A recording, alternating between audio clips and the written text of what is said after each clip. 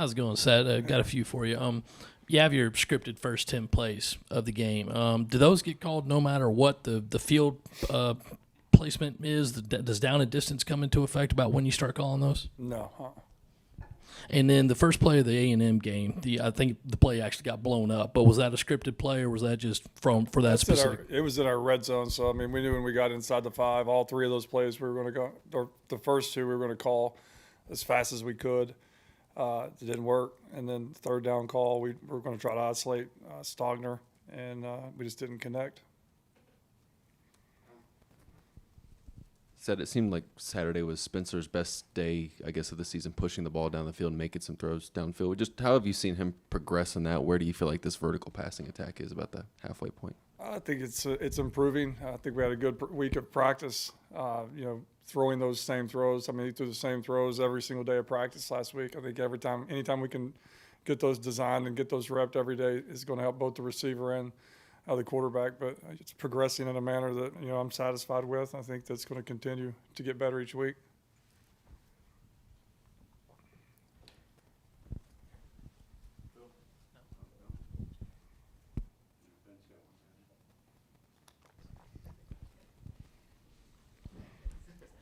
Sat with Spencer, I know maybe his numbers haven't been quite where you guys want them to be, but as far as what he's actually doing and how he's playing, it seems like he's maybe playing a little bit better than his numbers or stats might indicate. I guess, what have you guys kind of seen from him? And I guess, how do you feel like he's kind of progressed, at least from, week 1 to now, week 8, I guess? Very happy with where he's progressing. And the good thing is he's got even, a lot more to go, and that's a good thing. Like I talked about before, he grinds every single week, but I think he's from week 1 to where he is now, just the plays, understanding the plays, understanding, it's one thing to have timing in practice and in the summer, and then to get out in game speed with the receivers and the tight ends and the running backs. I think all that stuff's helping him just to play faster, and I think just his comfort with everything, the stadium, the uniform, the team, the plays, everything that, goes along with being an SEC quarterback. I think that, he just keeps getting more and more in rhythm. And, he's had another good week of practice this week. Today was one of his best days since he's been here. So looking forward to seeing where this thing goes this week. Hey, Marcus, hope you're doing well. We heard from Shane on Saturday that he had a conversation with you at halftime, kind of telling you to get the ball to the best players more. Is that a weekly thing, or kind of how did that go exactly this week at halftime of the A&M game? We talk every time, all the time at halftime, and it was just one of those things like, hey, just don't worry about the plays, just get the ball to the players, and they'll make it right. That's what we tried to do. CBS and Stog were in here yesterday talking about wanting to improve on third down, and Christian was talking about how a couple of those third down plays he needed to just hit the hole instead of trying to hit the home run. Just in general on third down, what are your impressions of how things have gone across the board? Well, we were 8 of 16 last week against a really, really good defense. The crazy thing is we're more successful on 6 to 8 than we are on 1 to 2. So, the challenge right now is just, how can we be better in short yardage? That goes back from the Kentucky game to last week. And CBS is being polite. There was a couple where our guys up front have got to hang on double teams, and the guys can't show color and make him have to make certain cuts. So he was a good teammate saying those things, but we just have to keep designing and formatting more better angles for our guys, and we'd have to go out there and execute. But I think overall on third down, I think we're somewhere around 42% or something. We've gotten better each week. We started off really slow, and I think if you just look at the last 4 games, I think that we've improved drastically on third down. But short yardage, we have to improve. Hey, Coach, so continuing that conversation on third down, have you tried to maybe impart a message to the players over the last couple of weeks about maybe trying to get better on first and second down so that you don't have to go for it on third down as often? You should be a coach. That's the first thing that you talk about. How do you become better on third down? You win on first and second down. And if you can stay on schedule and, be first or second and 6, and then third and 2, and then get it on third down, then you're winning. So you hit the nail on the head right there. You've got to be better on first and second down. And how do you do that? You run the football and you get on schedule. And we, during the middle of the game last week, we didn't do that. So something we need to really work on. Thanks. He sat over here. We saw Marshawn really kind of blew up in the second half and the run game as well against A&M. What was kind of the biggest adjustment that you guys made to kind of have that, go so crazy in the second half compared to the first? It's crazy. It's the same plays. It was literally the same exact plays that we were running in the first half. It's just sometimes you got to kind of, we start out 17-0 and everything's, you don't want them to think this, but they didn't relax, but you hope they don't relax. And then you go out there and everything's not running smoothly. Then you start pressing. Then you get in at halftime, you calm down, you develop a plan, just reiterate all the finer points and techniques and skills that are going to be needed to execute the plays, and you go call the plays again. And they were more relaxed. I think we played with better tempo in the second half, utilized some tempo, which got us going in the second half. I don't think you or Shane were particularly happy early on in the season with perimeter blocking, and that was causing issues in the run game overall. Seems like those guys are doing a little bit better. What was the process of getting those guys to improve on their perimeter blocking, and how much has that helped the success of the run game the last few weeks? A very huge part of what we're doing in the run game on two different ways of they're blocking on the perimeter, blocking safeties, which is allowing Marshawn to get out and extend some of those runs, and then they're blocking on the perimeter when we kick the ball out, when we get a numbers advantage. So, and they're doing it with great technique. I'm not going to say what I should say. They're doing it with great technique. I don't want to jinx them, but they're doing it with great technique and great effort, and they've got great angles. But if they continue to do that at a certain rate, I think we'll have better success moving forward. But really proud of where they are. Sad, Mizzou's putting up some big defensive numbers so far. As you've seen them, what are they doing? Is it players or personnel or the scheme that they're running? I think it's the players, and they have a really, really sound yet exotic scheme. Third down, you get up in the upper tier of third down, meaning from 6 to 10, you're getting a lot of stuff. And they got some guys that played a lot of football. They were very athletic, got really good length, very active up front in the D-line. Secondary guys, they got a couple young guys. They got two older guys. They got a safety that flies around, a couple corners that can play man coverage. They got a couple personnel groupings where they got 7 DBs out there at one time. So they're very, very good on third down. And, like you said, we have to be really good on first and second down to stay out of those situations, because if we are in a lot of those situations, it's going to be a real tough night. So, we have a huge emphasis on trying to stay on schedule because of a very good defense we're getting ready to play.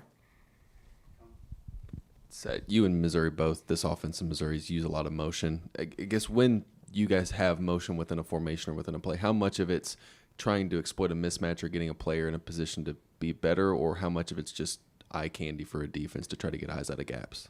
Most of the time, it's a different thing. You're trying to get a player in a certain position. You're trying to get a player in a certain spot on the field to get leverage on a DB or a linebacker, or you're simply just trying to gather information about what type of coverage you're getting. Is it man or is it zone?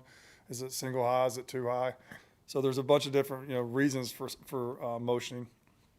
Hopefully we're not doing it in vain for nothing. There's usually a reason for it.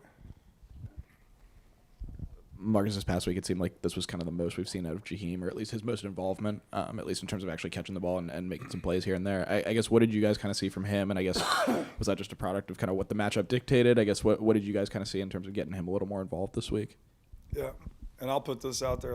To me, Jaheim is one of the most talented players in football that I've ever been around in my life. And if it was up to me, I'd find a way to get him the ball 1,000 times. But unless you just hand the ball, sometimes people can dictate and take that away. And, you have to have timing, spacing, all that good stuff. And I think he's worked very hard, like I've mentioned previously, started in that Georgia game, of just being a complete tight end football player receiver. And, his skill set is you can't, he's born with that. But what he's doing without the ball right now is really, really, really good. And it's going to be putting him in situations where he can get the ball. Not that we were looking for the easy way out, but with a little bit more ease, and less loopholes and less distractions or less deterrence that we had to go through to try to get him the ball. So he had another good week of practice last week and then this week. And shoot, I hope he gets the ball 20 times. That means we're doing pretty good. Just quick follow-up to that. I guess, how much of the sort of Jaheim's, maybe, I guess for lack of a better term, like lack of touches the few weeks before that has been just a product of what the defense is giving him and putting guys on him, maybe shading him? I guess, is that just kind of, is he seeing just maybe some tougher matchups? It's been harder to get him the ball. Is that kind of what you guys have seen? That, and just the fact that he's got to go put things on tape where he's not just going in and playing on offense and the ball's going to him. I mean, that's not real hard for a defense to figure out. So I think the last couple of weeks he's put on tape that he's willing to go in there and do other things. There's been multiple times when balls have been designed to go to him, and they just haven't gotten there. And so, I think as long he's just going to start playing football. It's not going to be let's get Jaheim touches, because that usually doesn't work out well. If he gets it, that's great, but it doesn't 100% go to him. So the more he can just be everywhere all over the field, and if the ball gets to him, it does, and if it doesn't, it does. It's no big deal. I think more touches will come his way. Hopefully that made sense. In my brain, I got him playing everywhere there, and he may get 5 catches this over here, unexpectedly, plus the 4 or 5 we're trying to get to him. So I think that his touches will grow as his responsibilities grow. With Nate Atkins and what y'all are able to do with him as a run blocker, how much does that add to what you guys can do, just simply running the ball and having a guy who's a lead blocker, for lack of a better Yeah, I mean, elite blocker, elite football mind, understands the game, understands the time and spacing that it takes to do what we ask him to do with the motions and things. It allows us to be very multiple in the run game, and that's a guy I wish I could get the ball to as well. I mean, people haven't even seen it. He's got elite hands and runs good routes, so he's not just a fullback. He can do a lot of different things, and he's willing to do whatever. He's willing to. It's one of those kids. He's going to do whatever it takes for the team to be successful. We've seen you call that reverse twice in a big spot 2 weeks in a row now to Jalen Brooks. What is it about that play that you think is so effective? I think it's just a good change up. I mean, it's getting a guy with speed and space, misdirection. It's a reverse. It's not the exact same one. It looks a little different than the one we ran at Kentucky, but I think it's just the timing of it and where we are on the field. It just kind of gives us a spark right there. Allows us to get a jump, either score a touchdown or get a jump and get low into the red zone. Said it seems like Ja'Kai has played some on that left side of the line, and Trey Jones, when healthy, has been out there too. How would you evaluate those two guys and those, I guess, competitions going on at left guard and left tackle right now? I think that Trey and Ja'Kai and Rashawn, all those guys are playing well, and they're all interchangeable, really. Like, other than Trey, like Ja'Kai can play left tackle, he can play left guard, he can play right guard. Rashawn can play left tackle, he can play right guard, left guard. Trey's a guard, specifically left guard. I think that like the first year we talked about, we need to find 7 to 8 guys that can fit those roles and allow us to move guys around to give us the best line and the best combination at any given point in time. They're all competing at the right level, and they're all doing good things. We just think that they all have earned a right to get out there and play. And, like even Jalen the last game didn't get snaps on offense. Our plan was to try to get him in certain spots, but then, good old Satterfield, we went 3 and out about 3 straight times, and we couldn't ever get a rhythm of the game to get him in there. And so, he's come back and practiced really hard, and I look forward to watching him play this week. But they're all going to always have roles in the game and certain spots and times to get them in there to give us success and to keep us fresh. Awesome. Thank you, guys.